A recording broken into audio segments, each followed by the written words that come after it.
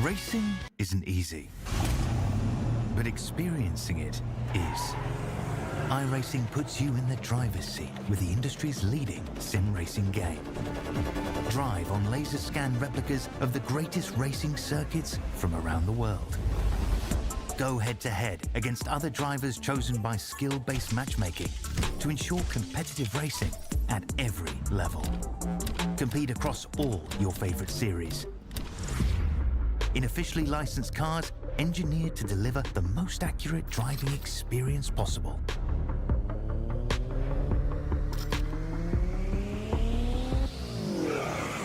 Join a race or host your own with players from across the globe. Race against the computer or in a league with friends. Feel the thrill behind the wheel. Visit iRacing.com.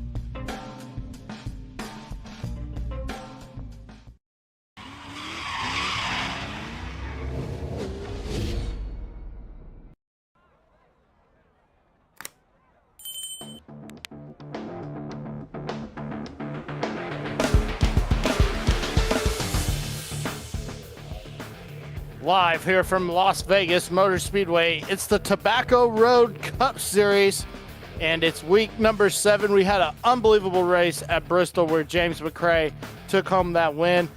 Hello, everybody. I'm Emmett Crow. Alongside me is Stan Hammonds, and everybody pushing all the buttons, making us look good, sound good. Mr. Rob Camendel in the truck down below.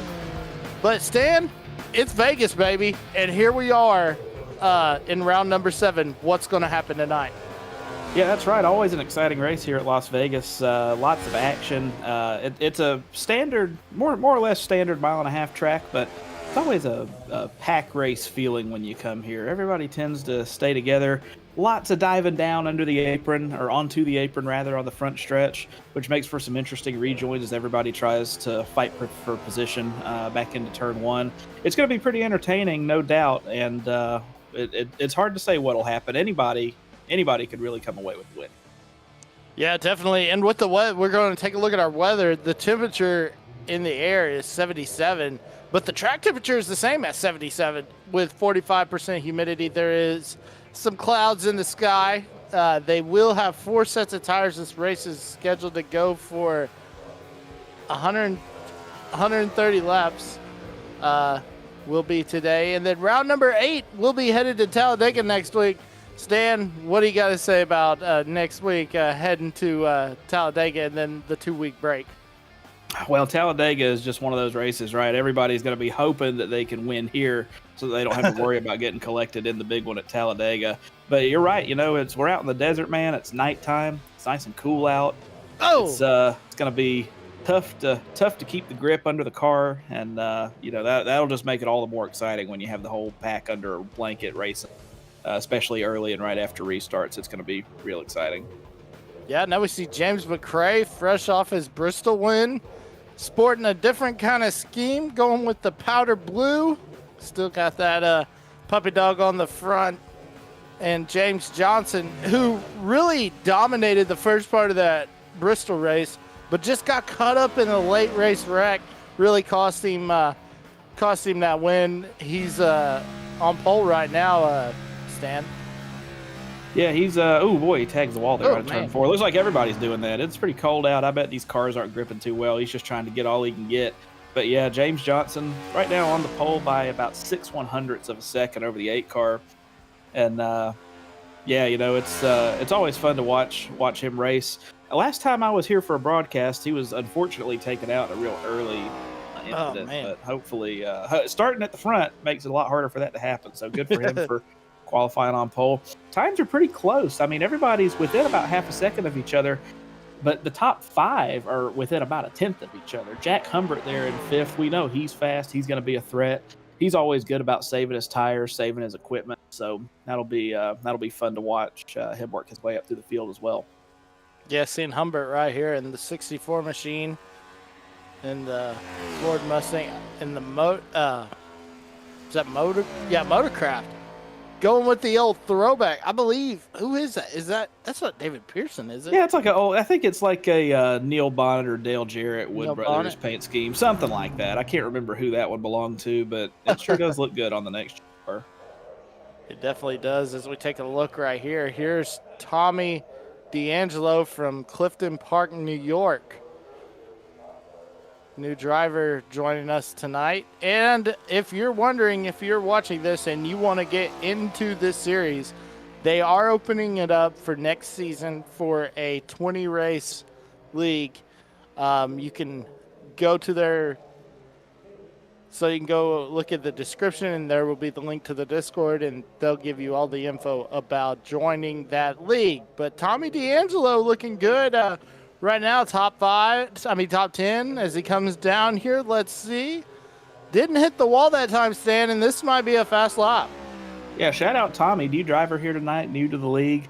Welcome. And like Emmett was saying, they're open for applications. This is kind of a recruitment deal for the next season. So a good bunch of guys, lots of good racing, usually a lot of cars on track too. I think the only one I've been to or broadcasted where there weren't that many show up was like Dover or one of those really hard tracks. But sign up for the league, man. Let's get some more cars out here. It's a good bunch of guys and good racing, lots of good action. So make sure you go to the description of the video. You'll see how to get in touch with the league and get signed up and get out here, man. Then we'll talk about you on TV as well.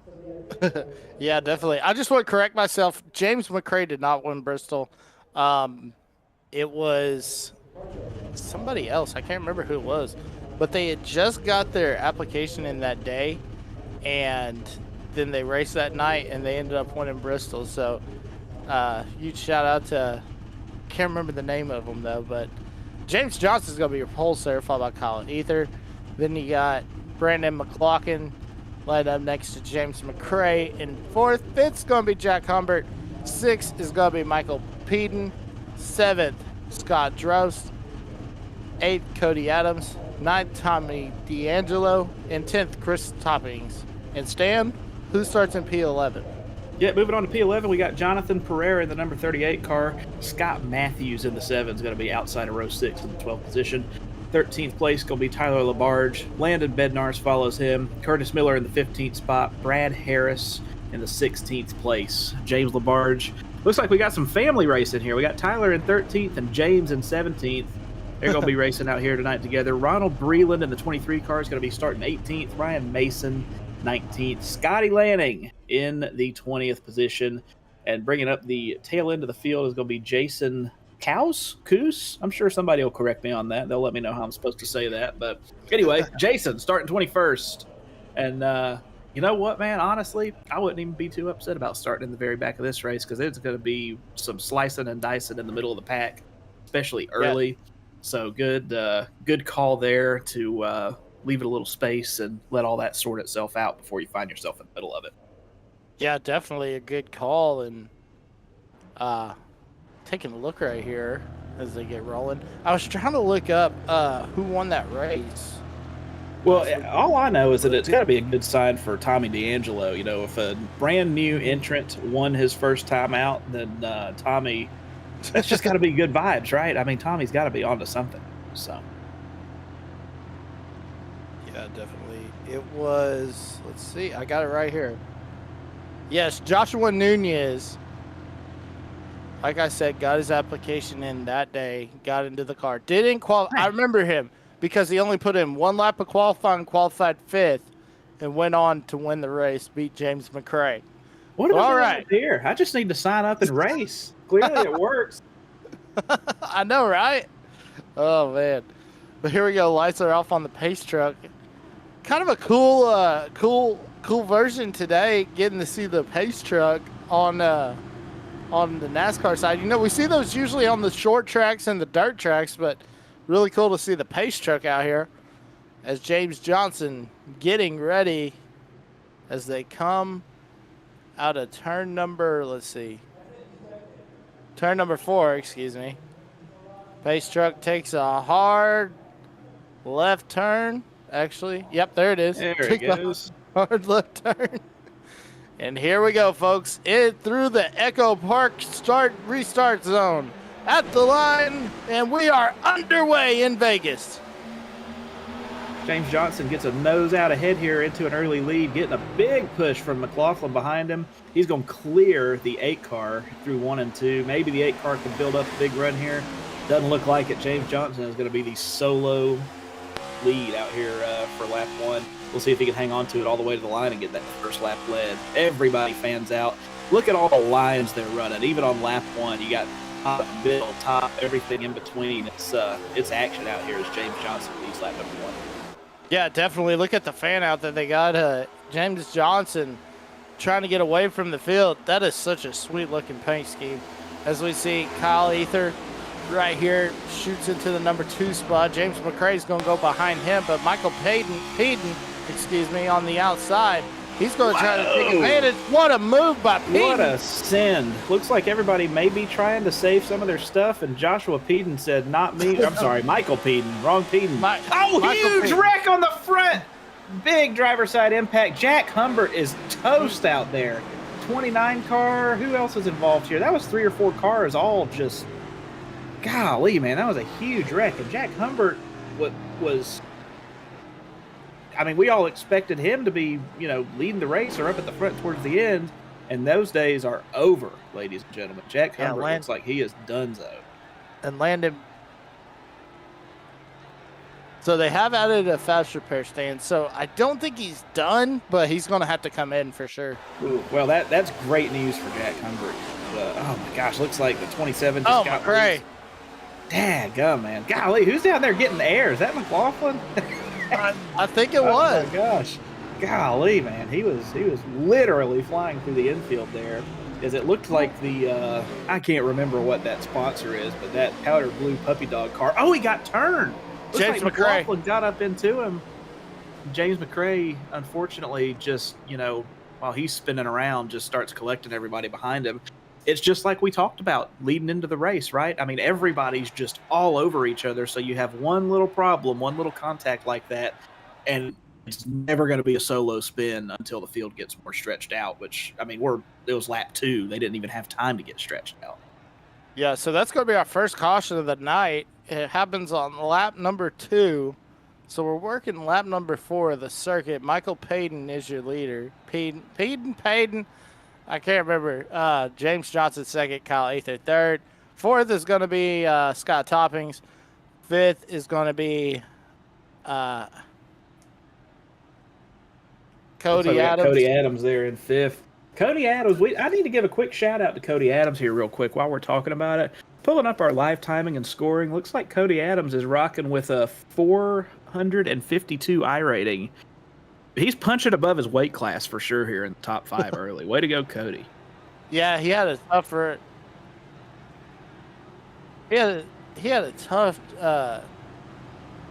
tough race at Bristol. Got caught up in several wrecks, but great to see him in the top 5. And then we got McLaughlin, who was just involved in that wreck. We saw him catch a little air, go for a little wild ride. Yeah, he caught a little air through the infield there, and looks like he didn't really get any damage out of the deal, though, so that's good. But, I'm sure James McRae isn't going to be too happy. No, Jack Humbert's not going to be happy. You hate to burn up your fast repair on lap 0. So, yeah, Jack Humbert's going to be tiptoeing the rest of his way through the race, trying to make sure he doesn't get in any more incidents and get any more major damage. You hope that you can hang on to that fast repair for a little while and save it for the end if you need it. That's going to make Jack Humbert have to race very cautiously for the next 125 laps here. Yeah, definitely. For sure. Then you got Michael Peden out here. P1, man, he must have held it wide open in 3 and 4 or whatever corner it was where he passed everybody.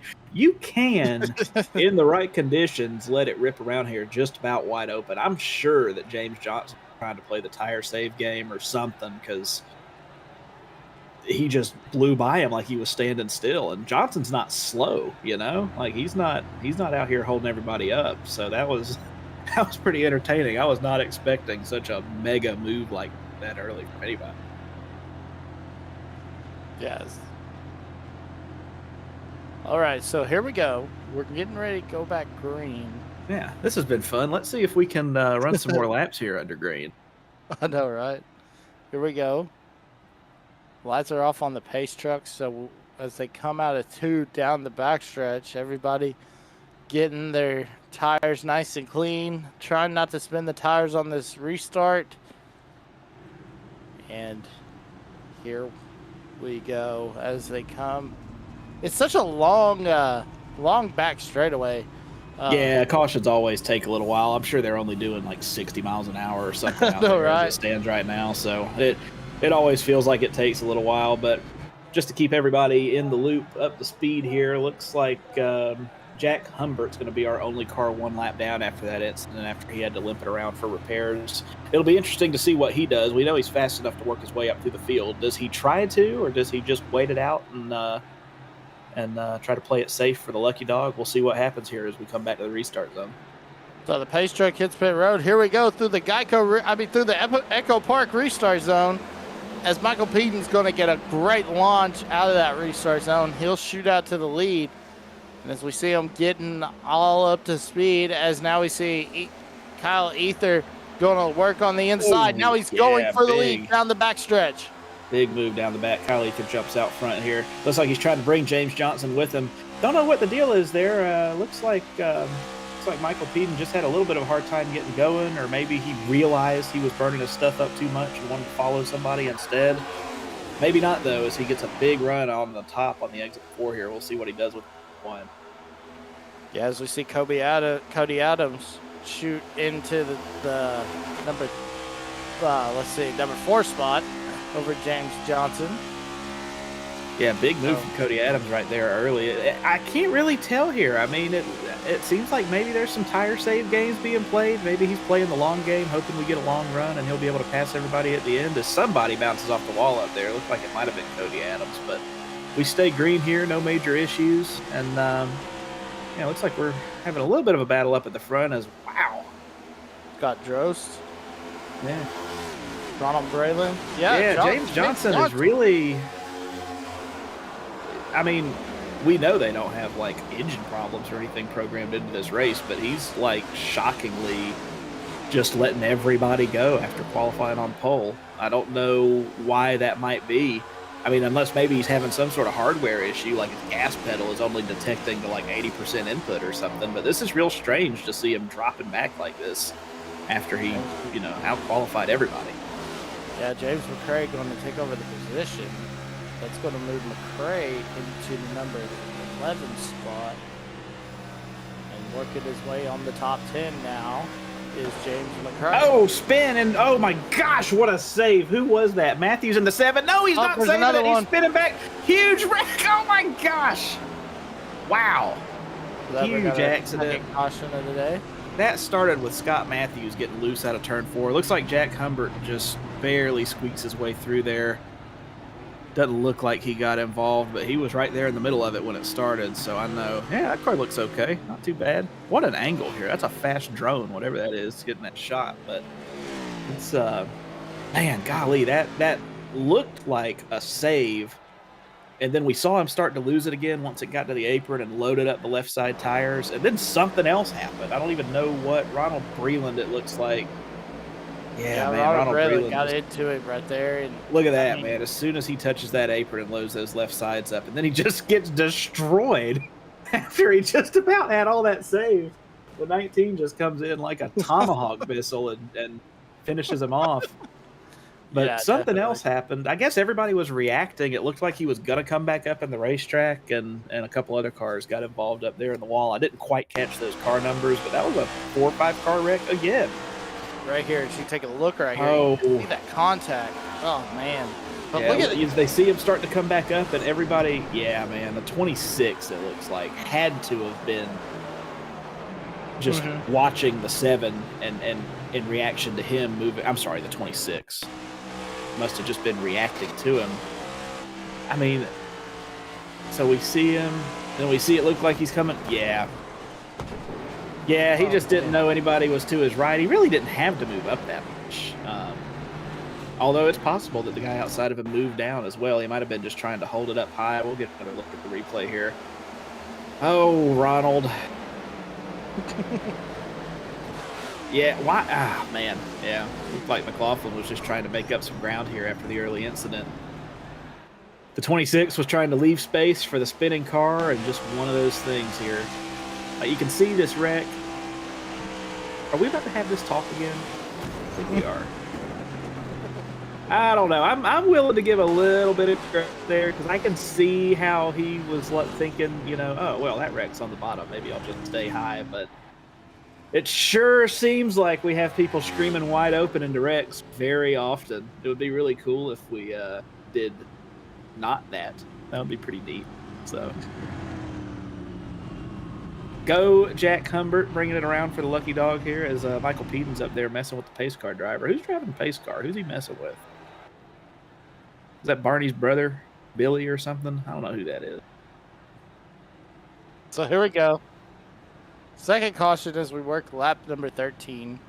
Your leader is going to be Michael Pedon, Cody Adams in second. Chris Toppings is in third. Fourth will be Kyle Ether. Fifth will be, let's see.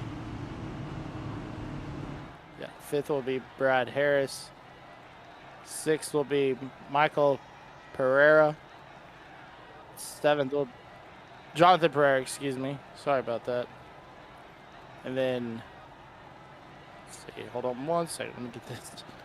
I'll help you out here. After Jonathan Pereira, we got Scott Drost in the 2, Tommy D'Angelo in the 32 behind him.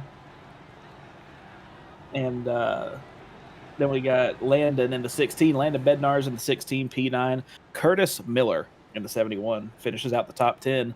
If you want to be talked about on the broadcast, be faster because I'm done talking after we get to the top 10. I mean, yeah, then we find Jason Coos in 10th. 11th's going to be Curtis Miller. 12th, James Johnson, who is just, I don't know what's going on with James Johnson tonight, guys. James McRae, Brian Mason, James Labarge, Scotty Lanning, and Tyler Labarge, Ronald Braylon, Scott Matthews, Jack Cumbert, and Brandon McLaughlin round out your field. I honestly wonder if James Johnson isn't just trying to keep his distance from other cars. He sees what's going on out here. There's been a lot of slicing and dicing and sketchy situations. He may just be trying to keep his distance and be there at the end. Oh, big stack up on the bottom. What?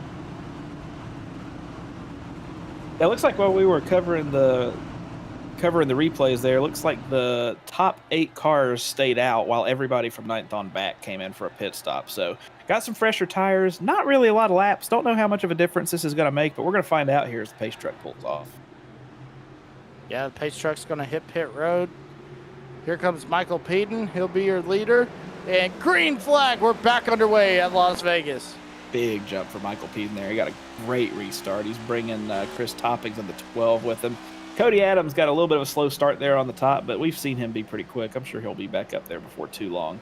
Yeah, Cody's been real quick tonight, guys, and looking for him to have a bounce back race. Like I said, Bristol, is a race he wants to forget about, but it's really helped him as Brad Harris is coming up on Chris Toppings for the battle for second, is really heating up.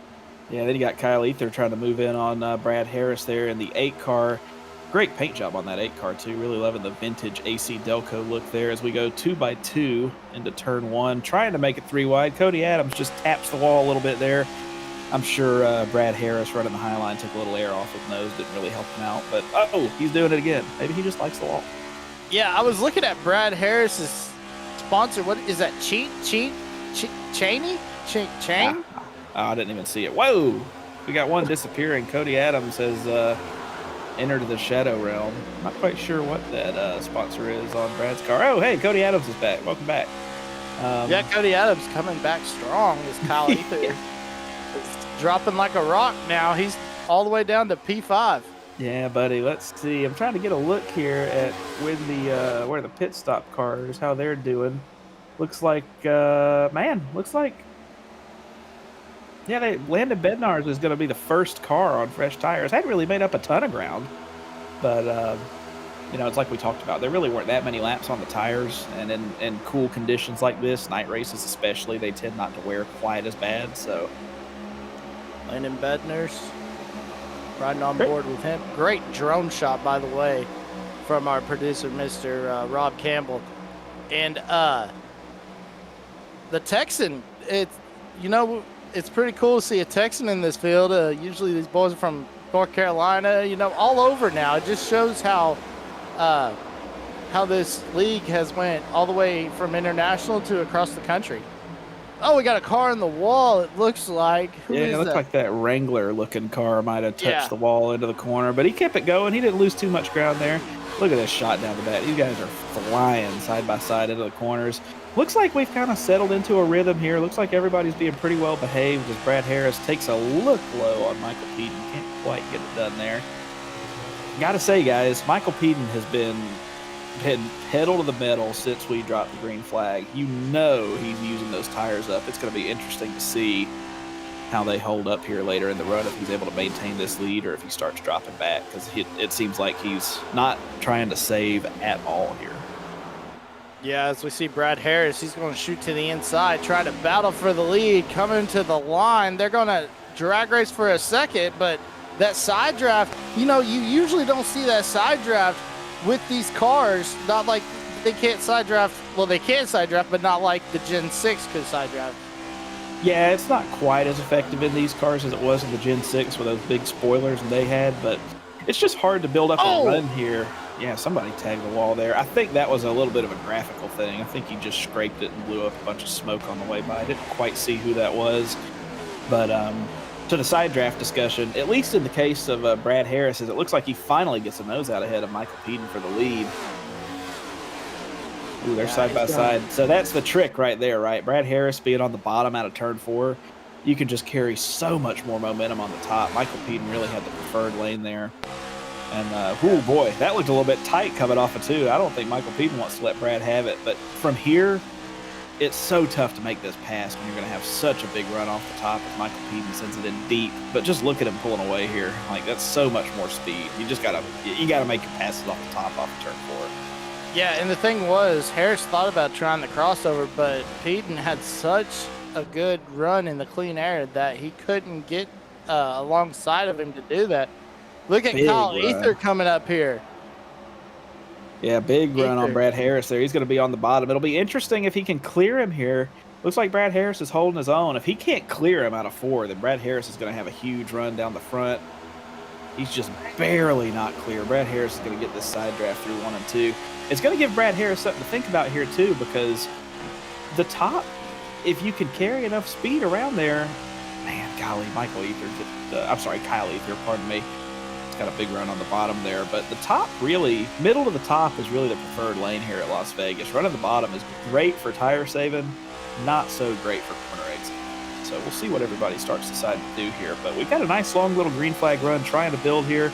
Looks like we've got a lot of movement back around P15 to P18. Not quite sure if there's Scotty Lanning goes into the pit, so does Chris Toppings. Not sure if there was an incident, but we got 2 cars on pit road here.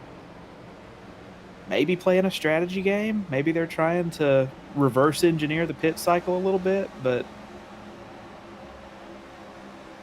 Scotty Landing, hearing him not too happy on the mic is what I'm hearing. Yeah, it sounds like some frustrated comms, which, as we know, are a trademark of iRacing. Whenever you're done wrong, you gotta key up that mic and tell somebody you've been done wrong. So we'll have to go back and see. Wow, what a run there from Kyle Ether on the top. He makes the pass out of turn 2 on Michael Peden. This is what I'm wondering here, because this is about the point. We've probably got 20-ish green flag laps on the tires. That's about the time when you're going to start to feel it if you haven't been saving them. So we'll see if Michael Peden, just look at the speed difference. He's just getting swarmed back there.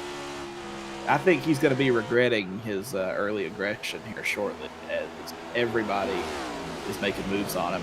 Just a quick note here on the pit cycle too. Landon Bednar's up in P4 in that purple and blue car. He is the first car on fresh tires. James McRae right behind them, also on some fresher tires. Let's see. I'm being told James McRae also has his mom here cheering him on in the chat. That's always cool when your family jumps on to watch you race here, and you know what better time than now to be having a big top 5 run than when your mom's here to see it. Way to go, James! Yeah, and look at Bednar's able to try to clear Harris down the backstretch. See if he does. Yeah, he's going to be able to. Oh, not quite. That outside line. This is the tire difference, right? You know, I mean, the outside line, it was so much faster before. But with those fresh tires on the bottom lane, you can really see the difference being able to make a pass on the bottom like that. If all conditions are the same and everybody's doing everything right, it's just not going to work that way. So looks like we got a caution on the track. Yeah, caution. Our third caution of the day is going to come out.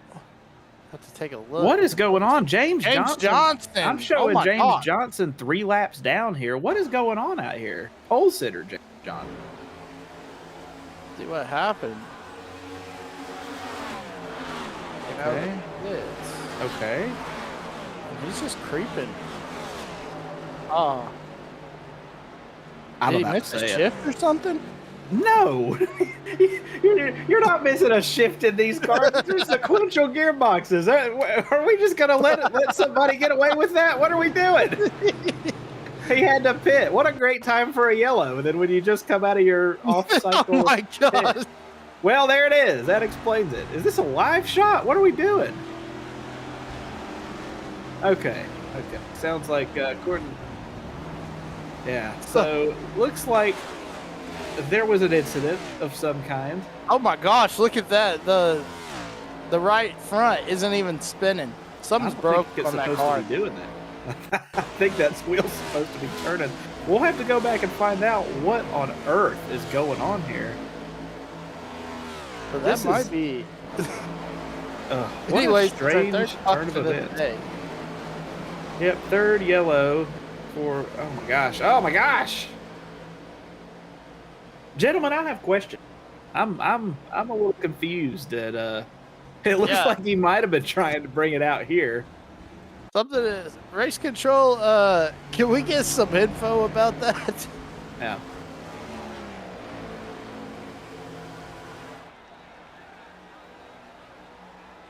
Yeah, not really sure what's going on. We're going to have to review this replay and try and figure it out here. Looks like we got a bunch of cars on pit road right now. We'll come back and check the positions once we sort this out. But so far, have not yet seen how we got here. I'm very confused. I need an angle. I need a camera shot so I can explain how we arrived in this situation. Kyle Ether's going to win the race off of pit road. James McRae looks like he's going to move into the number 3 spot. Oh, did Bednar's beat him? Looks like he's letting Bednar's by. It looks like he's going to be P3. Okay. I think Bednar's just took gas because, you know, he just came in for tires not too long ago. So, looked like he just came in and topped off because he gained 12 positions on pit road. Jason Coos also gained 14. So, he's going to be our big gainer off that pit road. And then Brandon McLaughlin lost 14 positions and so forth. So here we go. We're working lap number 31. Oh, do we have an angle here? Oh my gosh. Let's see if we can get Yeah. Okay, looks like whoa. Something's going on. Oh my god. Oh, there it is. Oh my gosh, man. Just got drilled, and he can't make pit road because the car won't left. So that was all part of the same wreck. I didn't even know James Johnson was involved. We missed that. I don't think James Johnson should have I don't think James Johnson knew that there was that big of a checkup and he had just nowhere to go. But we're about to find out here. It looks like this is the onboard. I'll tell you. I'm holding my tongue until I I'll tell you, Stan, though, it looks like Chris Toppings will not be buying any Krispy Kremes anytime soon. Well, I can understand that, but I also wouldn't take it out on the donuts. They're pretty good, so. They are pretty good. I mean, you can see them wrecking for an hour, and we just God. slam in here wide open. We need to stop doing this. They started wrecking in 1997. Here's the thing. You were talking about Cody Adams had the 400s I rating. He looks like he's right level with the field now. Seeing stuff like that. Yeah, life comes at you fast here as the pace truck comes into pit road. We're making our way into the zone. Kyle Ether with control as he mashes the gas. Golly, that bottom lane's greasy. Yeah, Ether's going to get a great start right here. McRae's going to follow suit. Bednar's no tires. Those fresh rubbers are really showing off as we see Jonathan Pereira move into the number 3 spot for the first time today. For the moment, let's see if we can clear him. Equal tires, equal circumstances here. I'd be willing to bet that Bednar's can get it done on the top. Oh my gosh, big run there. Everybody's going to be clear. Big run for Bednar's right here. He's going to move into the number 3 spot. He'll secure that 3rd spot, but they're all chasing Kyle Ether as now here comes Bednar's on the outside, trying to get around James McRae. It's Chevy versus Toyota as we go down the backstretch. Yeah, speaking of McRae, Mom, I think you might have something to do with this here. He knows you're watching. He's really trying to lead down here. Good run for him. Looks like he's running a good steady line here. Looks like, man, he's doing a great job. Just trying to catch Kyle Ether in the 8 car, who's really been up towards the front the whole race while there's been a lot of movement everywhere else. Kyle Ether's been more or less a constant up here at the front. So good for him as Landon Bednar makes a big move on the top. Big spin on Cody Adams. Cody Adams. Oh my gosh, I thought he might be able to keep it out on the wall, but what happened there? He was spinning. His rate of rotation was very high in that spin. I don't know what happened there. I saw it out of the corner of my eye when we were looking down the backstretch. I just saw the car go straight to the apron, and he was going backwards. Yeah, it looks like he made it 2 or 3 complete revolutions before he ended up in the inside wall, as I'm sure we're going to see what happened here. Oh, man, this got a little tight coming off a 2. I didn't quite see who that was. It looked like it might have been, who was that? 71? Is that the yeah, Rumble? It looks like, Curtis Miller. Looks like maybe he didn't know they were 3, or maybe he thought they were just gonna try to slide in behind Cody and just misjudged it. Hard to say there. That looked like a pretty standard issue racing deal to me. But man, unfortunate for Cody, who was having a great run. Now he's going to have to claw his way back up from, 300th place here, wherever he's going to be at. So we're working our 4th caution, lap 36 of 130.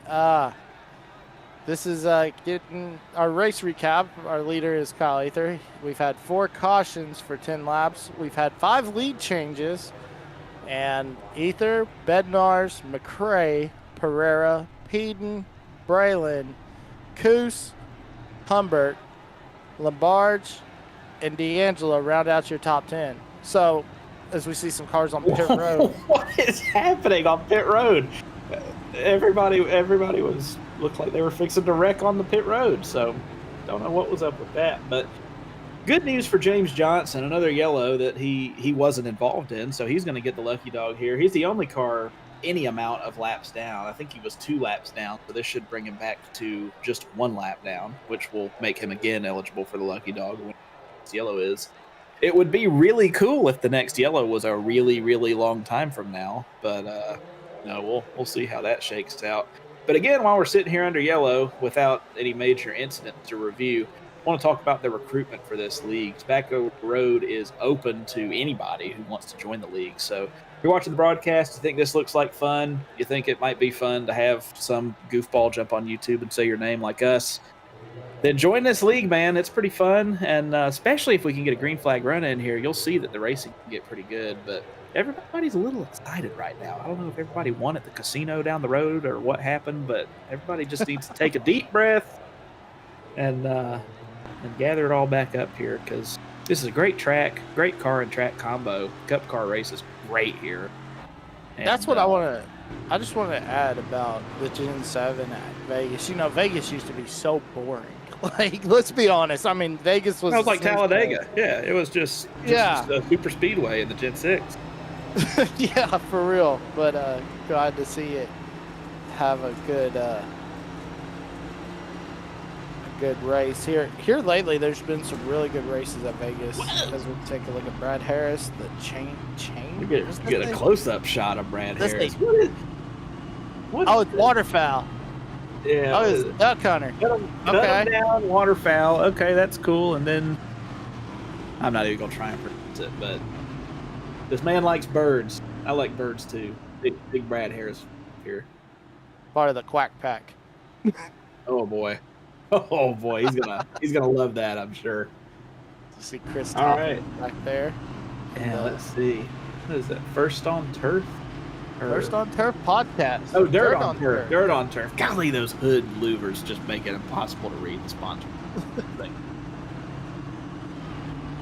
Oh yeah, he's got some ducks on his car. Look at that. Look at that. It is the Quack Pack. There's at least 2 of them in it. I know these boys are getting ready to go after that big old whitetail with deer season coming open. As now we see coming out of turn number 4 through the restart zone, Ether will be the control car. Ooh. And here we go. We're back underway at Las Vegas. He didn't quite, well, he still cleared him though. It didn't look like he got as good of a restart that time. The Bednar was out there to his outside. Big stack up in the back, about 12th place or so, as everything kind of gets sorted back out here. Jack Humbert, got to talk about him. He was the first car to get junked in this race. He's all the way back up to P8. That's a brave man fighting up through all this stuff after burning up his faster. So happy to see that. He's making some pretty good time back up. Yeah, as we take a look right here, Humbert on the outside. Trying to get that side draft there on Coos. 827 of Coos. This is what you want, though, is to get this run on the top like this. This is good news for Jack Humbert, as he's going to get ahead of Jason Coos here into turn 3. He should be able to get all the way. Oh, he's already all the way clear. Golly, he's fast. Yeah, taking a look at Coos right here. Just following Humbert now as Humbert takes the position away. Now Pereira in the 6th position that's who Humbert sets his eyes on. All this going on as Kyle Ether still continue to lead. But yeah, Michael Peden, who was dominating early, starting to fade just a little bit as Robin Breland trying to take the position away. Yeah, it looks like he's struggled a little bit in the dirty air here. It gets a lot tougher when you have cars in front of you. You lose a lot of front downforce in the corners, especially. So it causes your tires to wear a little bit faster. It just makes it overall harder to get through a corner. So whoa, golly, that was close. Looks like Michael Peden just about cleaned out James McRae, but got it woed up just in time. So good racing on everybody's part there. This is a big pack of cars here, and everybody seems to have a different idea of how they want to get through a corner. So we'll have to keep an eye on them and see how this goes, because they're about to be 4. Man, they're 3 wide right now. They were thinking about 4 wide. I can't recommend that. I don't think 4 wide for 16th is the answer, but you know what? Y'all do you. This is something else. Every position matters, apparently. Oh, sure does. Looks like we got McLaughlin up here after being involved in a couple of early incidents. He's making some headway back up towards the front as well. I'm surprised at how aggressive everybody who's already used a fast repair is still being, as we have a 3 wide exit off of turn 4. I just don't think they care. Oh, 32 gets spun, and he's gonna. No! Oh my gosh! Huge wreck. Oh, Chris Toppings is in it again. Krispy Kreme's tore up again. And James Johnson. Driver of the day goes to James Johnson for slowing down for a wreck. Way to go, sir. That's how you do it. He got on the ARCA brake there. He just stopped. That's exactly what you do. Everybody give a round of applause to James Johnson here for doing what you're supposed to. As So that'll be our fifth caution on lap 44. It's like James has the front wheel drive conversion on his car after that wreck. That's unfortunate. But here's the thing, Stan. We're at Las Vegas, and we go to Talladega next week. What are we going to be expected at Talladega? Oh, it's going to be more of this. It's going to be more of this. We're gonna have the Tobacco Road space program by the time we get to Talladega. Yeah, definitely. Oh man! Oh my gosh! Oh, he let off the brake. Oh. Man, I mean, that was about all he could do there. I got to give Chris Topping a little bit of credit because that was just. Now he got turned totally independent from the rest as well. I mean, that could have been a lot worse for Chris Topping. So shout out to him for just keeping locked down and not getting it worse than he got it there, because that could have been so much worse. This is going to be a great shot. Huge, huge wreck there. Golly, the 19 car. I don't think I've ever seen anybody hit the inside wall in this corner before. That's the first time I've ever seen that from James LaBarge, but that was, boy, what a big wreck.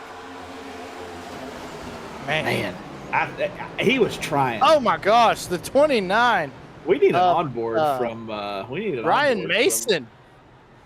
Look how close this comes. Take a look right here, folks. Riding on board with Ryan Mason. Oh. Man. Wow, that was close. That was close. Oh, Curtis in the 71 probably got a good on board as well for that one. Oh yeah, this is gonna be good. Oh. So he spun Chris. He just got it. Oh my gosh, look how close that was. Good Wow. Lord.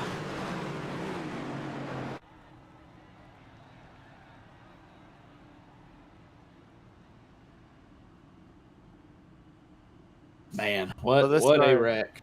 What a wreck. So let's go through the field. So Kyle Ether's still your leader, followed by Landon Bednarz, followed by James McRae, Ronald Braylon in fourth. Fifth is going to be Michael Peden. Sixth, Jonathan Pereira. Seventh, Jason Coos. Eighth, Scott Drost. Ninth, Jack Humbert. And 10th, Scott Matthews rounds out your top 10. This is our fifth caution for 14 laps. We've only had 5 lead changes in this race, as crazy as it's been. I mean, when we've been green, it's been a great race. You know, it's just a lot of wrecking. We need to stop doing that and get some flag laps in here, because when it's green, the racing is awesome. You know, people are just getting a little excited. You know, we've still got like 80 laps to go here, so we can. And I just take a breath. I just want to add. Bednarz has the fastest lap so far in this race with a 29:40. Yeah, it looks like he said it on the first flying lap after. So that's bad news for everybody else for him to be setting the fast lap as the race goes on here. So here we go, folks. We're getting ready to go green as they come out of 3. Yeah, they're going into 3. Now they're coming out 2. I got a little confused. Sorry. So we got 17 laps to halfway stand. What are these crew chiefs thinking? Are they thinking about bringing them in? Because I mean, all these caution laps helps them save fuel and helps them save tires. You know, only reason I would bring somebody in right now would be if it was helpful pit cycle. Right now, I think I don't remember exactly what the fuel window is for these cars at this track, but I think it's still smart to leave them out. They don't have a ton of laps, you know, and I'm actually gonna have to check with the producers to see if there's any tire limit. Oh, we got 4 tire sets. Thanks for throwing that up there. You read my mind, Mr. Producer. But yeah, I wouldn't save. I wouldn't bring them in. I wouldn't bring them in. All right, pace truck hits pit road. They hit the Echo Park restart zone. Kyle Ether is the control car. Gets them up to speed, and green flag back underway at Las Vegas. Wow, that was a great restart from Landon Bednarz in the 29 car there. He's not going to be able to hold it, though. When you're getting up to speed, that's the only time where being on the bottom is going to be faster, is through 1 and 2 on the initial restart. And, well, I don't know, Stan, because he's holding his own on that outside line, and we're going to have our 6th caution of the day. Guys. Man, Peden Comes that just lap. about cleaned out Ronald 39. Breland there. Oh, don't tell me we got built donuts track. Oh no! Oh gosh. Oh, James Labarge after burning a fast repair. Yeah, he'll Unfortunately, that's going to be a race for James Labarge. Unfortunately, as he Oh, just the 32 got into Man. landing. yeah, and really just nothing you can do about that. I mean, you can't even fault James coming in there hot because you're just trying to get all you can get on the restart. He had no time to react to that. So honestly, man, the 28 might have been able to save that had it not been Oh my gosh. getting ran in. But I'm not going to pick on Labarge there too bad because that was just Yeah, there was nowhere for Labarge to go. Now, D'Angelo, that's another story because he turned. well, yeah, I was just getting a little tight into the corner. You're trying to get all you can get. Yeah, and that's the thing about these cars. It's weird. Like the aero package on the sim is just unbelievable. If you stay side by side with somebody so long, that net code's going to come in and the car, either you or the car next to you is going to go around. But that was little contact. Yeah, you know that. I think that was just racing, honestly. I mean, from that onboard right there, it wasn't like he washed up. I think he just didn't get all the way to the bottom. Yeah, definitely. Just unfortunate. As we see Chris Toppings and Brad Harris coming down pit road, along with Scotty Lanning.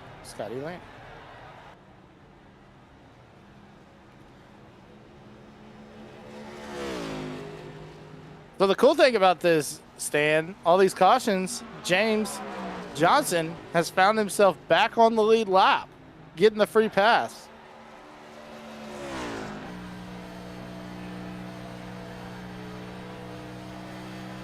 As we see him coming up to speed right here. All right, so here we go. Kyle Ether's going to be your leader, followed by Landon Bednarz, James McRae, Ronald Rayland, Michael Peden, Jonathan Pereira, Jason Coos, Scott Drost, Jack Humbert, Tyler Labarge, Cody Adams, Scott Matthews, Ryan Mason, Brandon McLaughlin, Tommy D'Angelo, Brad Harris, Chris Toppings, James Johnson, and Scotty Lanning and Curtis Miller round out your field. James Labarge, has he pulled off yet? Can't tell if he pulled off or not. All right, so Labarge is out. So we have one car out of the race. So we have 20 cars on the track as we work lap number 51. Folks, if you're wondering if you want to get into this, get into the car and run with these guys. They are opening the recruitment up. They're recruiting for next season. It's going to be a 20 race season. You can go to the Discord in the description of this stream, and you'll find all the info about how you can apply to become a driver in the Tobacco Next Gen Series. So here we go, working down the backstretch. We're going to be going green this time. Everybody getting stacked up and taking a look at riding on board with Landon Labarge. Now we're riding with Kyle Ether as they come out of turn number 3. I'm sorry, turn number 4, excuse me. So the pace truck will take a hard left turn this time. And we'll be going green. Here they go, coming up. Ether's the control car as they enter the Echo Park restart zone, and green flag back underway here at Las Vegas. What a start by Ether. He got a great restart, but Bednarz didn't get that good of a restart, but McRae's right there behind him. So he's got the aero package to help him right there, guys. But looking right here, Kyle Ether, and now we have our 7th caution of the night. Oh my gosh. Oh my gosh. We're going to have to take a look back there. Okay, after some technical difficulties, it looks like I've returned just in time for our 9 millionth yellow of the night. Let's see what happened here. As Brandon McLaughlin got that going. Let's see, whoa! Oh my!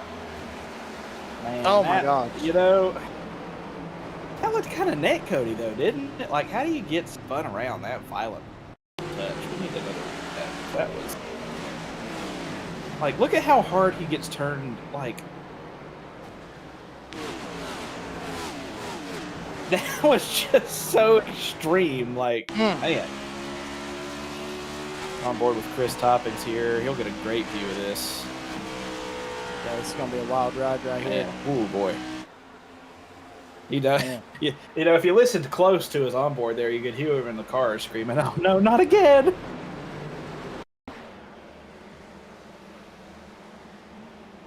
I'm kind of confused at how.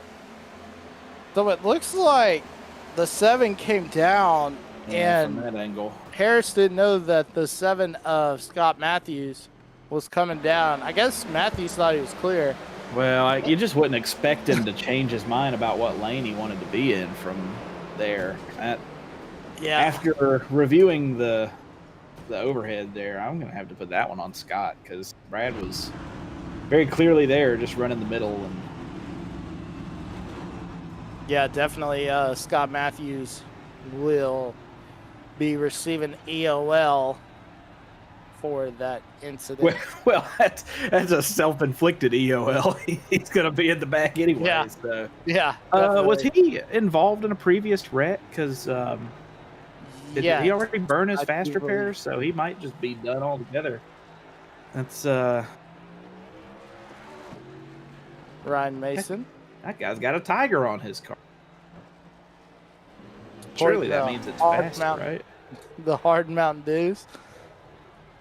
Oh man. I mean, that could mean it's fast, but you never know. Could be jacked up all on Mountain Dew. Also. What a great paint job, though. Always love calling out the paints where you could tell people actually tried when they were making them. Really enjoy those. A great beverage too, by the way.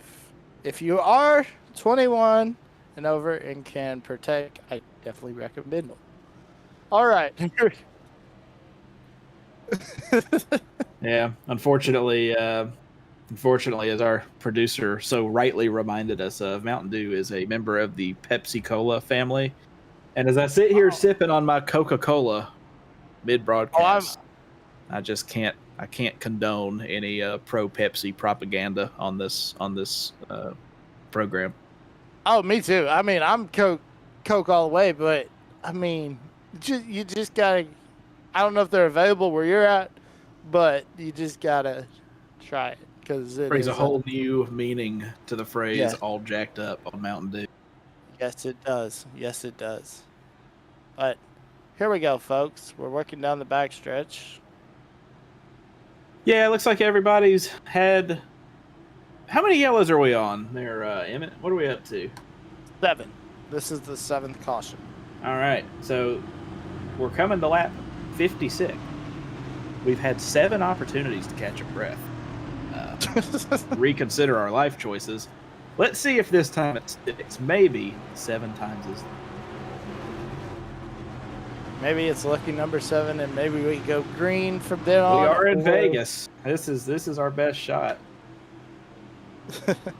Pace car dives into pit road here, coming back into the restart zone. Kyle Ether bringing us down at the pace speed in the zone, and we are green again. Coming to lap 56 here. Nice orderly 2x2 restart. I'll tell you one thing I noticed we haven't done tonight so far. Normally when things start getting out of hand, we go to the single file restarts, but haven't seen one of those yet. Yeah, we haven't seen any single file, so they're still wanting to do double file. So that's very interesting. I'm glad you brought that up because I was just thinking, I was like, how many cautions are they going to allow before they go single file? Yeah, heck, it seems like most of the time they only allow for 1. As we get strung back out here into some sort of respectable running order, Kyle Ether is really just showing them how it's done. Ronald Breland, big move there on bed, but he's not going to be able to get it done on the bottom this time. Yeah, Breland looked really good at Bristol. Was running up in the top of the night. Yeah, it was just pit stop. Just the pit cycle is what hurt him right there. But as we see Michael Peden taking over the position from Michael Pereira. It's the Michael and Michael show. Yeah, they're putting on a pretty nice nice show for everybody as Jack Humbert just keeps trying. He looks like he's been kind of stuck in about 8th place. He made up a lot of ground to get up there and hadn't been able to advance too far past P8. So, but you know, it looks pretty calm where he's at right now. I don't see any immediate dangers to him as he runs right now. Right behind him, however, though, we got James Johnson side by side with Cody Adams, and I've seen it get a little bit tight coming out of the corners there for those guys the last couple laps. So hopefully we can all just keep it together here. And boy, that Tide car sure likes that wall. That's got to be like the 19th time he's just touching it. Like he's not even damaging the car. He's just touching it on the way by, and it's throwing up a bunch of smoke. But wall riding faster if you don't. He's gonna do it again. We're up to 20. We need a counter on the screen. It's like a Darlington. Are we at Darlington? Oh man, yeah, we got the Las Vegas stripe. We need the Tyler Labarge stripe counter. Oh my gosh. Of course, Las Vegas, famous for the Neon Garage. I don't know if they do that nowadays. Yeah, they still do it. They still do. I was just worried because they didn't have it on the backstretch. So. And they took Nellis Air Force Base off the backstretch too. Oh, was there? Oh, maybe they did take it off the chase race when the wall's yellow or something. But it's I went to the race here in the spring, and they had a. Oh my gosh, Bednar's almost just blew through the wall right there. That was close. But yeah, it's man. Look at this. We're getting a little bit strung out here, but that's okay. We're gonna get some green flag running in here. Everybody's just gonna take a deep breath. Oh boy, there's a big gaggle of them back there about 10th. I may have spoken too soon, but hey, we're trying to settle down here. Look at this battle. This could have been the last playoff year that we had. You know, there's the talk that they may be going back to the old chase format or good. Exactly. That's what I was about to say. Good. Because you know, I was looking at the Xfinity. And for Connor Zillage, who dominated this year, how does Jesse Love win the championship? Like seriously, like where does that come from? Well, you know, he's the example, right? You know, because even so, thankfully Corey Heim was able to get it done on Friday night there, and with the championship, which he rightfully deserved. Kyle Larson, even though everybody was upset about Denny Hamlin, rightfully deserved it under any unit of measurement, any point system previously go back to. But Connor Zillage is the example, right? He was the standout class of the field all year and didn't get the championship because of the format. So personally, I'm glad it's changing, but it seems like most of these leagues run full season anyway. There aren't a lot of playoff cutoff type. Oh my gosh, James Johnson, that was close there on Cody Adams. Back to the race that really matters here. Cody Adams giving Michael Peden to push into turn 3. I don't know if he was just trying to help him or if he was trying to send a message, but gave him a big shot in the middle of the back because it looks like Peden's got a little bit of right front damage there. That's not going to be good for aerodynamics when you have a big gap in your fender. Yeah, that's not going to be good for aerodynamics at all. As we see right here. Meanwhile, Kyle Ether has jumped out to a 0.6 of a second lead over the second place car of James McRae. Of course, McRae is under fire from Landon Bednarz, as we see right there. Bednarz from Victoria, Texas, and James McRae from Jacksonville. I'm guessing Florida. Well, there's Jacksonville, Texas, so you never know, but it's you know, James McRae has a tough job right now. You know, he's got to try and catch Kyle Ether up there ahead of him, but he's also got to defend from Landon Bednarz. He's really doing a fine job here in P2, having to sort of juggle his tasks a little bit. And, really, really cool to see, especially since we know his mom's here. Like, I'm just going to keep talking about him. You know, his mom showed up to watch the race. So if anybody else's mom is in the chat, you need to let us know so we can give your son some camera time. But right Well, now. that'll also help us out because we could determine if he's from Jacksonville, Florida, or somewhere else. As Cody Adams is coming in, this looks like it could be unscheduled, guys. Yeah, it's hard to say. He's got a little bit of damage, but nothing crazy. Don't know if he feels like he needs to pit or if it's just part of a fuel stop, tire stop. I guess we'll know if we see more guys coming. Take a look at it right here. This might be scheduled the way it's looking. Yeah, definitely scheduled. Oh my gosh, that's. Oh yeah, that was. That's why you don't want to do it that way. But Yeah. and that ended up working out for everybody. Well, you got to think about going back to, was that Vegas or Kansas when Ty Dillon was coming in and Willie B didn't know it and ran to the back of Well, him. yeah, but that's because he was trying to make the pit road from like the third lane in turn 4. Yeah, for real. Yeah, I think we have some fuel and tire strategy taking place here. That is hard to do, to enter on the apron in 3 and keep it from washing back up. So shout out Tyler LaBarge there for keeping it down there. I wonder why they're entering in turn 3. If that's like a local rule that we have for this league, or if they think that's the right way. I think you're still better off just keeping it low on the exit 4 and entering from there. But interesting to see everybody doing that here. Well, this is such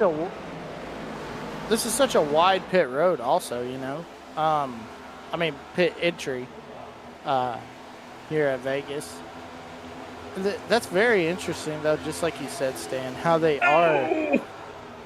Man. Jack Humbert locked up the front tires so hard getting into pit road there, trying to keep from speeding.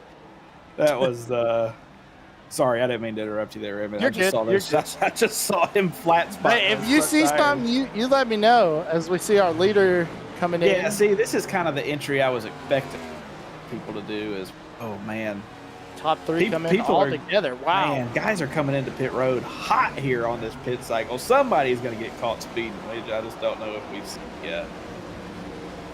Yeah, they're testing old Smokey out for sure. Yeah, but I think everybody saw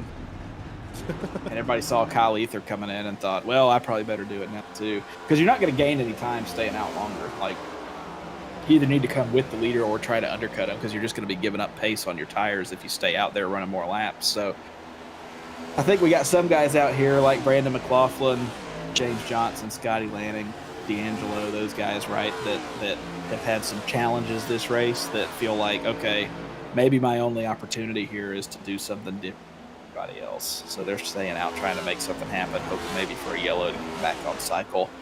But, oh, wow, what happened back there? I saw lots of movement, but I didn't see what happened. Like, Yeah, Scotty Lanning, like, maybe he bounced off the wall, or maybe, I don't know, maybe it was just a late choice to pit or something, but he darted low super aggressively there, it looked like. So Brandon McLaughlin is your leader, followed by James Johnson. James Johnson is in second, guys.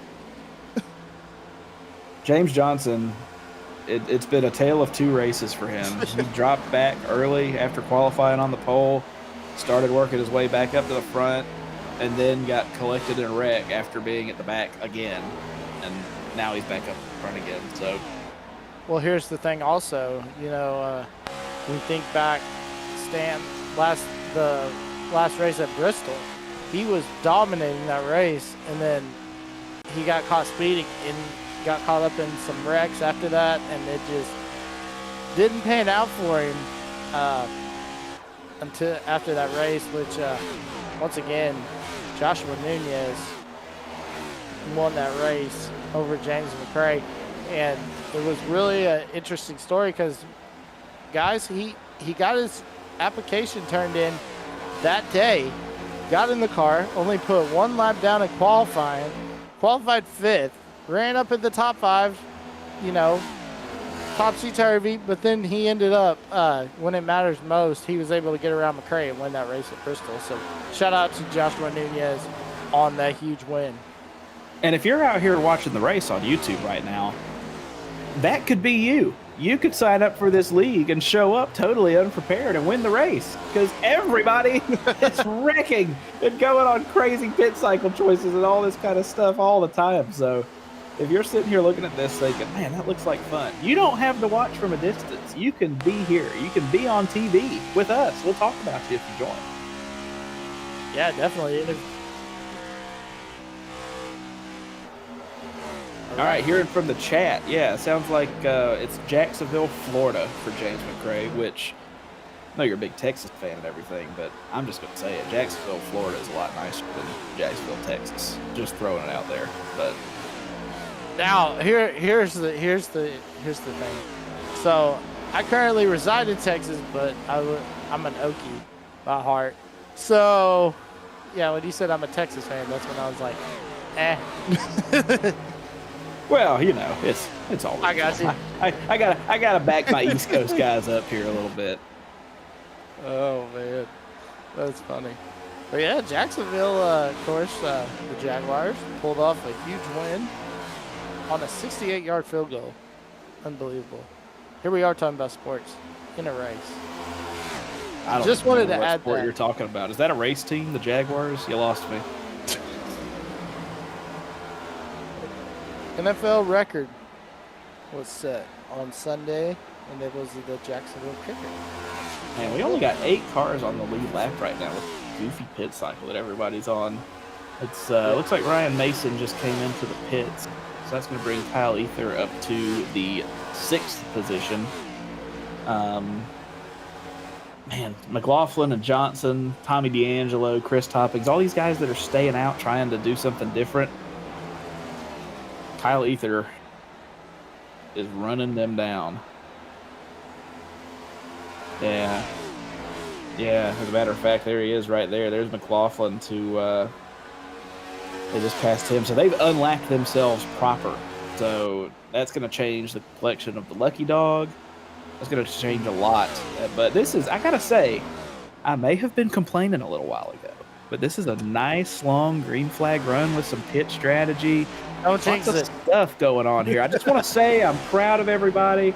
I know that because I said something about it, that it's going to be my fault when it happens. But nonetheless, way to go, guys. Nice long run. You love to see it. So Chris Toppings will take over the lead as McLaughlin and D'Angelo all hit pit road this time. Yeah, it looks like they're seeing now that this long green run is actually shaken out to stay green. You know, if you don't have all these cars on top of each other like we had, it's unlikely that we'll get a yellow. So they can kind of read the writing on the wall and tell that it's time to come a pit. So we'll see if everybody else looks like Chris Toppings and Brad Harris are the last two out on an alternate strategy. So I'm sure we'll see them come before too long. Well, if we remember right, the last caution, those two came down and stopped together. So they can go probably longer than the rest of this field could have went. So they could be trying to stretch it to maybe a one-stopper.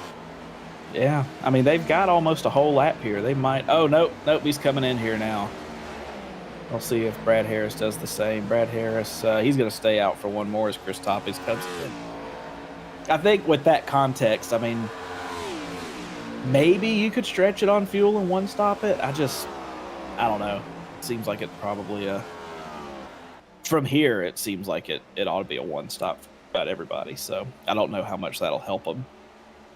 I know Kyle Ether's hoping that Brad Harris pits because he wants to get back to that race lead. He's got about 0.4 of a second lead over James McRae, as now we see Brad Harris come in. Yeah, that's what's so weird about these races, you know, especially with the alternate pit strategies and everything that you have guys doing. It doesn't feel like it because you look at the leaderboard there on the left that you see that Kyle Ether's running in second place. But, you know, with the way the pit cycles are, you know that Brad Harris can't make it on fuel. So really, even though it says he's in position whatever, he's the de facto leader of the race as things shake out. So now, as he gets back on the lead lap here after passing Brad, then everything looks normal. But that's what's always weird is when you're looking at it, you know that the top 5 can't make it on fuel, so P6 or something is actually the leader, which always throws me.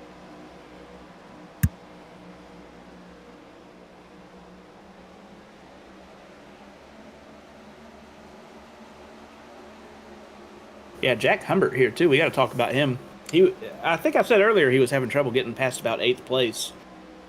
Looks like he's moved his way up into 6th here, and he's trying to get up there and pass. Whoa! Oh, he's back. Okay, trying to get up and pass there, Jonathan Pereira for 5th place here.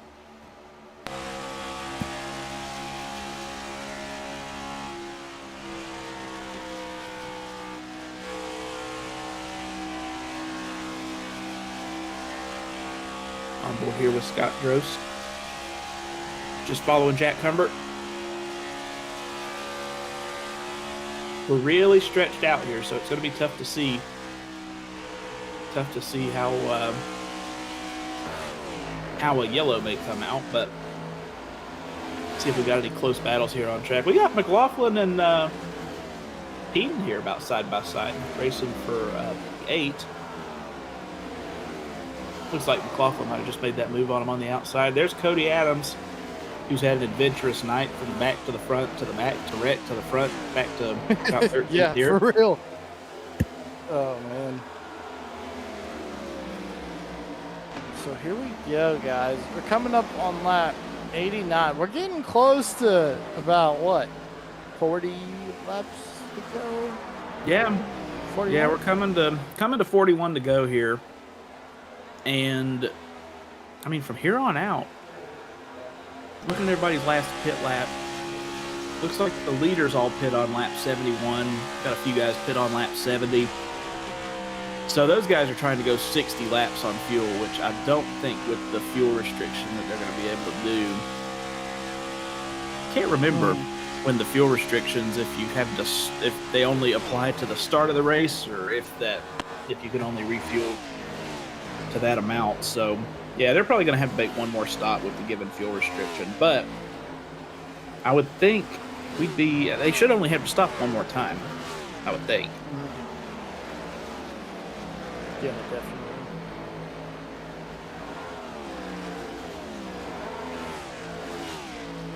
Kyle Ether, he's been up front the whole night, you know. So pretty impressive. Pretty impressive to watch him just dominate the race. It's hard to do. I know that you watch it on TV and it seems easy, going out there, making laps, no big deal. But he's faster than all these guys right now. And he's able to maintain the gap to McRae. He's able to manage his equipment, manage his tires, turn these fast laps without hitting anything. He's really doing a phenomenal job. Really just showing everybody how it's done tonight. That's the thing about, people call race car drivers, NASCAR drivers, they don't call them athletes. But I mean, these guys, it's all about precision. Like if you're off by just a hair, then your race is pretty much over. You got to be precise in your line and everything, and then if you're the second place guy, you're just trying to find some way to find some kind of extra speed to get up on timing, because let's face it, this is all about timing. As far as trying to catch the leader, as we see right there. Yeah, I mean, got to give it to McRae too, though, because he has been a little bit faster. He's got the fastest lap. The last few laps, he's been about half a tenth faster than Kyle Ether. It was true that time too. He's right at half a tenth faster. Nobody behind him is really any faster, So it's really looking like James McRae and Kyle Ether are the two that are going to be battling for the win here. And honestly, if McRae's faster, he could just be trying to manage his equipment like we talked about all night, I mean, you don't have to run him down and pass him with 30 to go. You can make him work harder to outrun you, save your stuff a little bit, and then get after you. So, like you said, all about the timing. And it's going to be... He was a tenth faster. Yeah, that lap he was... Let's see. You see right here, Chris Toppings working under Cody Adams.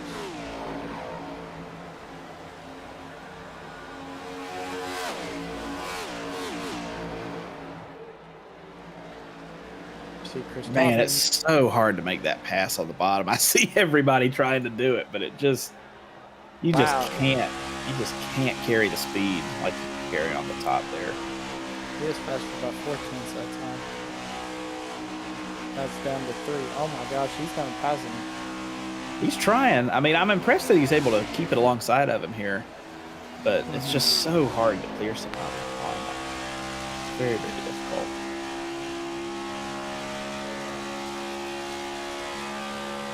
Yeah, he's 2/10 faster that lap. So it's just a matter of time before McRae is able to get up to Ether. Yeah, he's definitely in his head now as we're approaching 30 to go. You know, been in this situation before where you're leading the race and you can see the guy behind you just slowly creeping in on you. You can almost hear the Jaws theme song. It's just, man, it's so tough. It's so tough to keep focused and keep disciplined, run your line. It's hard, man. These guys are doing a great, great job. James McRae, even though he might not be all over him, so to speak, right here, he's in his head for sure. So hope mom's still here. It's going to get good. Yeah, look at the run he just got right there. Yeah, that is crazy how much he closed up on him right there. So this is what I was talking about before, right? You see how Kyle's running the very bottom of the track and washing up? This is actually helping James. If Kyle would be well served as James gets a nose to the outside, this is going to be a pass for them. Yeah, and James, that last lap, guys, set the fastest lap at a 29:36 of the race so far. I think I see what you're looking at there, Emmett. I think that's just showing the overall fastest lap, but he's still that was a 10th. That was a 10th on him right there. I mean, yeah. But like I was talking about before, how it's hard to make passes on the bottom. Look at how much faster he is coming off the top. Like it's it's crazy. I mean, hindsight's 20/20, right? But you know, Kyle probably would have been well served there to try to move high, get into James's line, and make it a little harder. Okay, Kyle's coming into pit. This is where the green flag pit cycle starts. What a lockup! As it looks like he got it woed up there. Way to go, Kyle.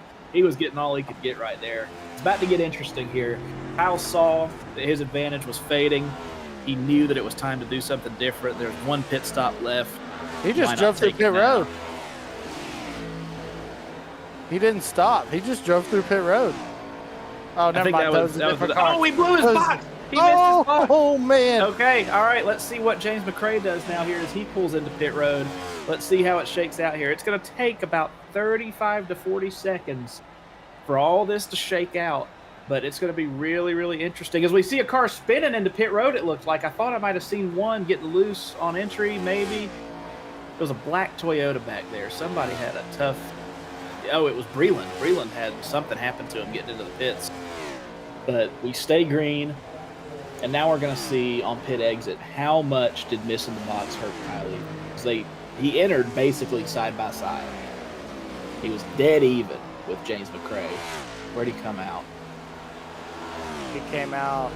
Oh no, Michael Peden stopped on the apron. Came out 10th. All right, here he comes. Oh my gosh. Even missing the box, he's going to pass. Yeah, there it is right there. There. Oh man, that's shocking. Did James McRae miss his box? Did we miss something? I don't think he did. Oh, jeez. Maybe he just got 2 cans. You know, man, I mean, maybe he took a little too much fuel. We'll have to. I mean, it sounds. Yeah, so it was a 3-second difference in the time on pit road. James McRae was 3 seconds longer. And now, after running him down, spending all that time, all that effort to get to Kyle Ether and pass him, look how far away he is. Now he's got to do it all again. And he's got to work even harder for it this time because the advantage now. Oh, no, he gets hit! Gosh. Oh, my gosh, the 7 car gets tight, washes up into him. No yellow yet. There's still a lot of time here. You can't give up. James McRae's car is severely damaged. We saw it live there. We were on board with James, or we were following James McRae. looked like Matthews in the 7 car had an issue, got tight, something happened, and he just washed up and tagged him on the way by. Looks like he's still carrying some speed. He's pretty damaged. He might get a meatball. No meatball yet, though, because he's I'm not showing anything for him on a meatball, but man, his car's not going to be driving well. Now, all right, we were talking about the green flag run and how exciting and how tense it was going to be running to the end here. Now, James McRae's only hope is for a caution. With that damage, he is not going to be able to run Kyle Ether down. You're just not going to be able to do it. So now, James is hoping that something happens. That we yellow. It's shocking that everybody kept it straight there and it didn't turn into a yellow. But the somehow Matthews was able to keep it going. The good thing is he does have his fast repair stick. Yeah, he's still got one. Not used to his fast repair, so if we get a caution, he can come back down and get that changed over, and that car will be looking like a brand new automobile. And it will be interesting because then it'll set up the green-white checker if it happens. Which would be yeah. Well, it could. I mean, if we get one now, then it won't necessarily translate. Right, into yeah. One. But at this point, James McRae is just begging the universe for a yellow here. Landon Bednarz is running McRae down, and I mean, he's really, really running it down. James McRae, let's see what these lap times are here when I've got this all sorted back out. So Ether ran a 30-12. Still fast. How can that be? How can that be? So James McRae was basically, well, he's not really that much faster. I mean, he's like 300ths. I think it might be okay, actually, Stan. I mean, I'm amazed. I mean, we all saw the same thing, right? I mean, he got smoked into the wall right there. So he's still setting some decent lap time, faster than the guy ahead of him for sure. So now some of these that lap he was a little bit slower, but some of these guys have it set up where they put their fast repair in while they're racing. Could that have been what he done? Because that car looks like it has no damage. Well, no, you got to go to pit road to get your fast. No way to really do that, but. We're on board here with Jason Kaus's. He is flying. Oh my gosh! Oh, there. Oh, camera glitch. Never mind. I was looking up like, oh my gosh, he's gonna wreck again. But yeah, no, I mean, I can't believe he's not more damaged. He's still making a decent lap, but he's now it's definitely slowed down. Now I was about 4/10 slower, or excuse me, 400ths slower than Kyle Ether. It's Kyle Ether's race to lose here. No, Chris Toppings looks like Chris Toppings pitting from the lead. Now it's going to cycle back out to Ether in P1, McRae in P2. It's going to take a yellow. It's going to take a yellow or something similar happening to Kyle Ether. But Landon Bednarz in the undamaged, it says 16, car says 29 on the side of it. Bednarz is running generally, well, that lap he was actually a little slower, I guess because he had to yield the Kaus there in the Wrangler car. But it is going to be interesting now for McRae and Bednarz because you know they're going to be fighting. They're going to be battling for it, but it's going to take a yellow, I think, or something unusual to happen to Ether. That's just such a bummer, man. It's that was really going to be exciting to watch him run him down again and then have to try to pass him. And we may have been robbed of a cool end of the race. We'll have to see here. Hopefully we get something. It's always a lot more. Oh boy. Let's see here. Looks like James's mom and James's girlfriend are both in chat. So unfortunately, they had to see what we all just saw, which was the racing gods sending a message to James McRae, unfortunately, by way of Scott Matthews. I'd love to see if we get a chance. Maybe it'll be post-race. We need to get a review of exactly what happened there. That just looked so strange. Oh, man, Landon Bednarz is all over James McRae here. James McRae is doing a pretty good job holding him off with all that damage, but Bednarz looking low. We'll see. Bednarz shouldn't be able to make this pass work on the bottom, but we'll see how bad the damage is here for McRae. McRae's holding his own on top. He should get a big run here. I don't think he's as damaged as we thought he might be, but he's definitely taken some damage in that instance. Yeah, definitely. You can tell, right? You can see it kind of on the splitter just a little bit.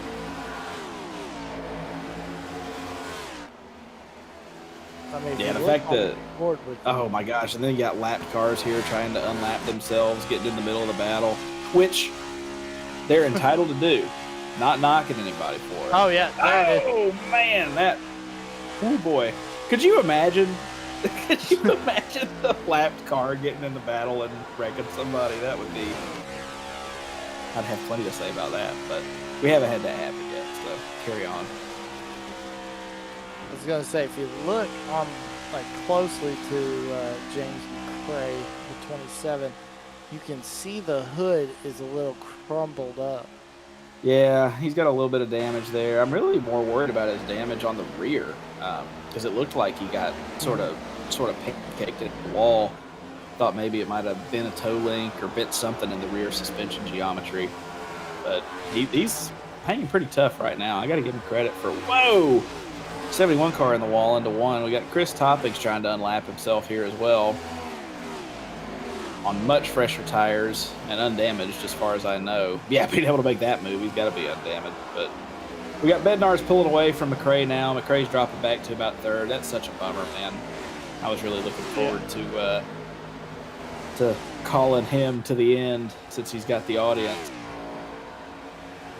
But he's still hanging pretty tough. P3 after everything he's been through is not too bad, so. Yeah, getting a little exciting here. Seeing a lot of slicing and dicing and guys trying to unlap themselves and making big moves. We're coming to 11 to go this time. A caution inside of 10 to go would change everything. Yeah, it definitely would make things interesting as Kyle Ether is checked out from the field. He's got a 3.8 second lead over Landon Bednarz in second. With 11 laps to go, guys, this is looking like Kyle Ether's race to lose. Yeah, really. And, you know, we were just talking about that a little while ago, talking about the championship format, right? Like, you know, I would argue, after watching the entirety of this race, Kyle Ether is the deserving. He's dominated the race. He's led the most laps. He's really put on a show, put on a clinic for how you're supposed to drive these things. This battle for P4 is crazy here between Breland and McLaughlin. They're battling hard for P4 as it looks like Breland's going to get clear on him. Yeah, Breland able to clearing for the moment. But yeah, McLaughlin's going to get a nose there to the outside. But I think this is a matter of time here before Breland gets it done. But like we were talking about with the format, right? You know, it's like, okay, you know, Ether is probably the most deserving. But then, you know, it was so fun to watch James McRae run him down. And, you know, James McRae's got an audience, chat. You know, you just want to, oh, boy, that was aggressive from Breland right there to jump up in front of him. He's going to be on the top now. I think he's a little bit faster than McLaughlin, and I think he'll probably be able to get it done unless McLaughlin starts trying to throw a slider or something. Wow, he was able to get it done on the bottom there. What a battle this is for fourth place here. This is the most compelling battle on the track, and it's for fourth. This is great. Yeah, definitely is. We see Breland shoot to the inside, trying to clear him for fourth. Not clear yet. McLaughlin too good on that high side. As we hit the line, there will be 8 laps to go this time. And what a great job on that Breland car as well. That stealth bomber on the side rocks. That is so cool. As he clears him again off turn 2, McLaughlin just touches the wall right there. What a battle this is, man. This is This is great stuff. McLaughlin sends it in deep, right on the wall, rim riding through 3 and 4. He's going to have a huge run off the top here if he does it right. It was an okay run. It wasn't a great run, but he's right there with him again. Let's see what he does. I like what Breland's doing here. He's not running all the way down to the bottom, sacrificing too much speed. He's kind of running the middle just so he can maybe react to whatever McLaughlin does behind him.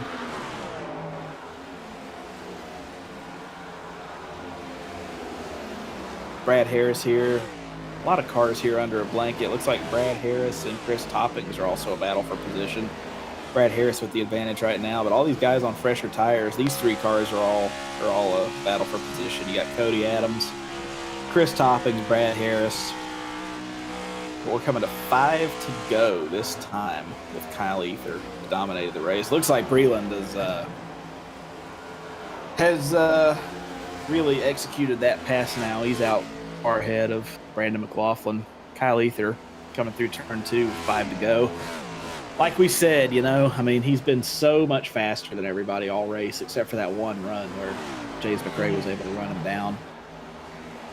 It's gonna, it's gonna have to be a yellow or an act of God at this point. We come to 4 to go. 4 laps to go for Kyle Ether. We're in the window now. You mentioned green, white checkers earlier there, Evan. If something happens now, it will absolutely be a green, white checker. So just throwing that out there just to build the suspense. But, man, nobody's really side by side here. I mean, we haven't really seen cars getting loose and spinning on their own. It's always been a result of contact. So the way everybody's strung out right now, I just don't see an imminent yellow. 3 laps to go as we take a look at Chris Toppins running around in 10th. He's trying to catch Brad, man. He's been chasing him down and been closing in on him a little bit here, but Brad's got the pace, and he's just close behind Landon Bednarz there. He's able to use that draft to his advantage on the straightaway a little bit too, because he's a little bit closer to Landon than Chris Toppins is to him. He's getting a little bit more benefit from the slipstream. So 2 laps to go here in Las Vegas. This race started rough, a lot of yellows, a lot of goofy stuff, maybe even the intentional causing of the yellow. I can't remember who that was exiting the pits that came to a stop, but that was a little sus. James Johnson being reminded who stopped to bring out the yellow. We finally get a nice long green flag run. I want to say this is like 70 or 80 laps. Last yellow, we've had a long run. Kyle Ether takes the white flag. He's earned it after everything we've been through, so many restarts, and then this long green flag run. He's done it all, led the whole time. Way to go, Kyle. Down the backstretch for the final time, coming out of 3. Now going into 4. Here he comes. Kyle Ether's going to win at Las Vegas. And he does it without a scratch on the car either. That car looks spotless, too. Yeah. What an accomplishment. Landon Bednarz brings it home second. And then here comes James McRae, who I thought might be the guy to bring it to Kyle Ether, make him a little bit more. We got Ronald Breland coming home 4th. Wow, he got way out ahead of McLaughlin. McLaughlin dropped back to 6th. Somewhere along the way, Scott Drost made it up to 2nd. What happened to... We'll have to go check that out later.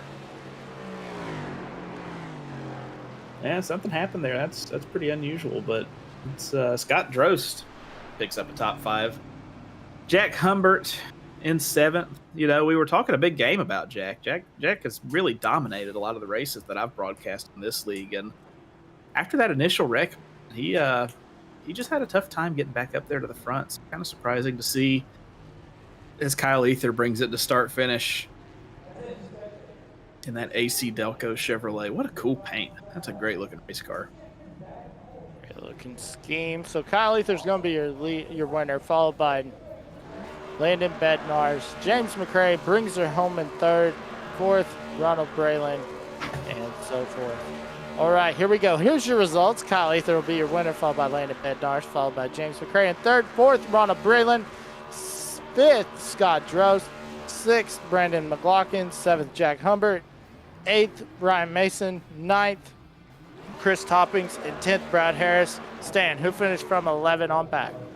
We got Cody Adams in 11th, who, like we talked about, he was the biggest I-rating deficit in the whole field. He was the lowest by a lot and ran up in the top 10, even the top 5 for a while. So shout out Cody Adams on a good run.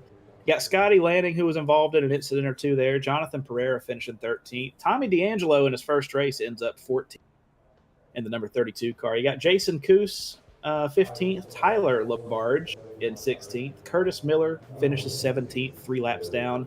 Michael Peden, who led a lot of the race early, ends up 6 laps in the 18th position. Scott Matthews in the 7 car, he finishes 19th. James Johnson finishes 20th. James LaBarge in the 19 car, who arguably had the roughest race of the night. I mean, maybe inarguably since he finished last, but that poor guy, man, he got junked in one wreck, took his fast repair, didn't even get one full green lap, and got junked in another wreck. So feel bad for that guy. That was very frustrating, I'm sure. But all in all, a pretty good race. I might have been whining a little bit early with all the yellows, but I think everybody got it figured out there towards the end. So good job, everyone, and that was very entertaining. I had a nice time broadcasting. All right, and let's see if anybody hops in for an interview. All right, so here's our schedule. So we just finished at Las Vegas. Next, we're heading to the Super Speedway at Talladega. Then we head out to Newton, Iowa, to Iowa Speedway. And rounding out, actually after Talladega, sorry folks, taking a 2-week break. And then we head out to Iowa. And then rounding out the season in Charlotte, Race City, USA. And still waiting to see if we have anyone to interview. Yeah. That's going to be exciting going to Talladega here in a couple weeks. That'll be real nice. This race had a lot of ups and downs. This was early on, man. A lot of yellows, a lot of anxious driving. It looked like people were anxious to advance their position early, and it led to a lot of wrecks. And then once everybody kind of got that out of their system, then we had a nice long green flag run with multiple green flag pit stops there coming to the end. And I always enjoy those. That always brings a lot of strategy, a lot of gamesmanship into it. That was an excellent race. Good job, everybody. And, man, all right, that was fun. So with that being said, for Stan, the Stanimal next to me, I'm Amy Crow, and our producer in the truck down the road, Mr. Rob Campbell. We want to thank y'all for tuning in, and we'll see you next week at Talladega. Good night, everybody.